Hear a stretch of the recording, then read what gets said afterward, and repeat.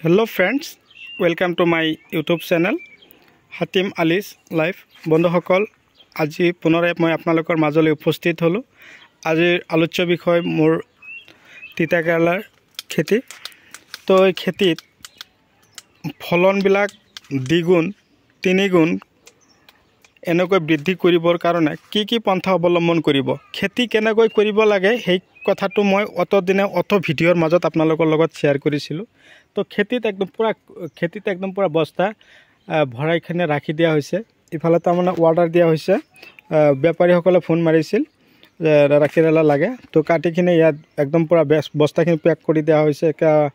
চিলাই কৰা হ'ব, তো চিলাই যেতিয়া পঠিওৱা হ'ব আধা ঘণ্টামান পিছত লৈ যাব, তেতিয়া সেই চিলাই মাৰিব। তাৰমানে আগতীয়াকৈ চিলাই মাৰি থ'লে এইবিলাক তাৰমানে কেৰেলাবিলাক শুকাই যোৱাৰ সম্ভাৱনা থাকে। তো কথা হ'ল আপোনালোকে মোৰ ভিডিঅ'টো স্কিপ নকৰিব, আৰম্ভণিৰ পৰা শেষলৈকে নিশ্চয় চাব, চালেহে গম পাব যে এই খেতিত কি দানা কি ঔষধ দিয়া হৈছিল আৰু তাৰ ফলত এনেকুৱা ধৰণৰ তিতা কেৰেলাখিনি উঠি আছে। তো ইফালে আৰু আপোনালোকে নিশ্চয় চাব পাৰিছে গোটেই খেতিতে বস্তা একদম পূৰা ভৰাই থোৱা হৈ আছে। তো মোটামুটি 23 বস্তা তিতা কেৰেলা উঠোৱা হৈছে।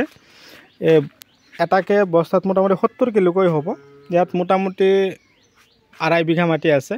তো কথা হ'ল আপোনালোকে যদি মোৰ চেনেলৰ নতুন ভিউৱাৰ্ছ হিচাপে আছে তেনেহ'লে মোৰ চেনেলটো ছাবস্ক্ৰাইব কৰি দিয়ক আৰু কাষত থকা বেল ঘণ্টিটো লাহেকৈ বজাই দিয়ক।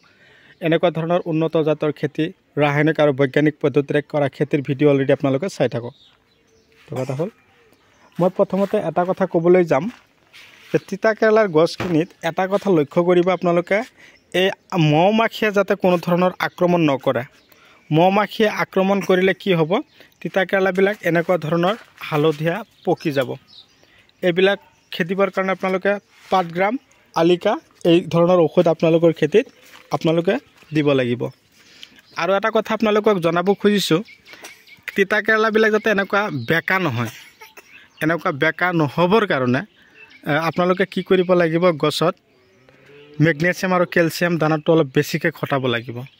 একদম গছৰ চাঙৰ তলত মই যে আপোনালোকক দেখুৱাই আছোঁ, একদম পূৰা ঘৰৰ নিচিনাকৈ ছাঁ পৰি গৈছে আৰু গোবৰ চাওক মই আপোনালোকক দেখুৱাই আছোঁ। তো মই আগতে এটা কথা কৈছিলোঁ যে আমাৰ খাৰুপেটীয়াৰ কৃষকসকলৰ চাওক খেতি কৰাৰ ধৰণটো বেলেগ।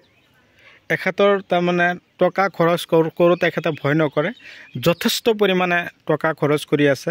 তো সেইকাৰণে মই আপোনালোকক কৈছিলোঁ যে আমাৰ অসমীয়া মানুহখিনি অন্ততঃ হাতে হাত মিলাই আমি যাতে আগুৱাই যাব পাৰোঁ, আমি যাতে এনেকুৱা ধৰণৰ খেতি বাতি কৰিব পাৰোঁ।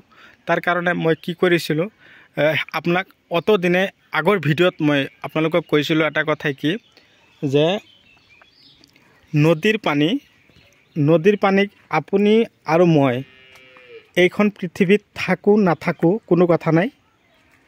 আপুনি মই পৃথিৱীত থাকিলেও থাকিম, নাথাকিলেও নাথাকিম, কিন্তু নদীৰ পানী বৈ থাকিব।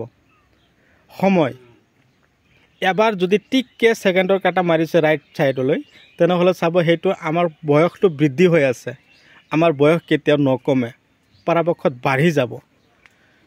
তো সময় থাকোঁতে যদি আমি টকা পইচা উপাৰ্জন কৰাৰ ভাল এটা ৰাস্তা বিচাৰি ল'ব নোৱাৰোঁ, তেনেহ'লে কিন্তু পিছৰ সময়খিনিত তাৰমানে পিছৰ যিটো বয়স আমাৰ কিন্তু মিছাৰ ফালে গতি কৰিব।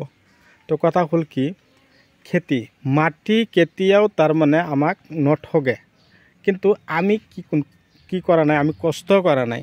কষ্টৰ যে এটা ফল এইটো কিন্তু নিশ্চয় আপোনালোকে চাব পাৰিব বা দেখা পাব নিজেই। তো কথাটো কৈছোঁ কি, যে আপোনালোকেও যদি এনেকুৱা ধৰণৰ খেতি কৰাৰ ইচ্ছুক বা কৰাৰ কাৰণে আগ্ৰহী হৈছে, এনেকুৱা ধৰণৰ তিতা কেৰেলাৰ খেতি, জিকা খেতি, ৰঙালাও খেতি, ভোল খেতি ইত্যাদি ধৰণৰ খেতিবোৰ আছে। তো খেতিত আপোনালোকক মই যে দেখুৱাই আছোঁ তিতা কেৰেলা, আপোনালোকৰ কেমেৰাৰ মাজত দেখা পোৱা নাই, কিন্তু এইবিলাক কেৰেলা যেতিয়া নমাই দিয়া হ'ব তেতিয়া আকৌ চাব পাৰিব। আজি কেৰেলাখিনি কাটি দিয়া হ'ল, 23 বাকু কেৰেলা যদি কাটিছে, এই কেৰেলাবিলাক আকৌ নমাই দিলে আকৌ গছ একদম পূৰা চাংটো ভৰি যাব। তো কথা হ'ল এই খেতিত আপোনালোকে যে দেখা পাই আছে এনেকুৱা ধৰণৰ তিতা কেৰেলা 23 বস্তা তিতা কেৰেলা উঠাইছে, কাটি একদম পূৰা বাকু ভৰাই ৰাখিছে। মই ইফালে ভৰাই ৰাখিছে। তাৰমানে কি ইয়াত যতন যথেষ্ট পৰিমাণে কৰিছে, যথেষ্ট পৰিমাণে যতন কৰাৰ পিছতহে এনেকুৱা ধৰণৰ ফলন গছত লাগিছে। তাৰমানে কি দিলে মই এতিয়া ক'বলৈ গৈ আছোঁ।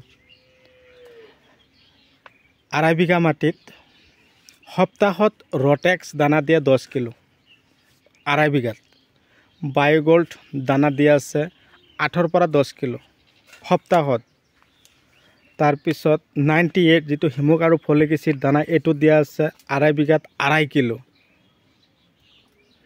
এই পদ্ধতি মতে খেতিত এখেতে সিঁচি আছে, খেতিৰ পৰা ফলন উঠাই আছে। তো আপোনালোকৰ ফালে তিতা কেৰেলাৰ দাম কেনেকুৱা আছে মোক কমেণ্ট কৰি জনাই দিব। মই অশেষ আনন্দিত হ'ম। তো কথা হ'ল কি, এনেকুৱা ধৰণৰ খেতিও যদি আপোনালোকে কৰিব পাৰে, চাওক এনেকুৱা ছাঁ যেতিয়া পৰি যাব তেতিয়া কিন্তু খেতিত ঘাঁহ নহ'ব। তো আৰু তিতা কেৰেলা খেতিত পৰাপক্ষত আপোনালোকে ঘাঁহ মাৰিবৰ কাৰণে যিটো ঔষধ আছে সেইটো ঔষধ আপোনালোকে নিদিব।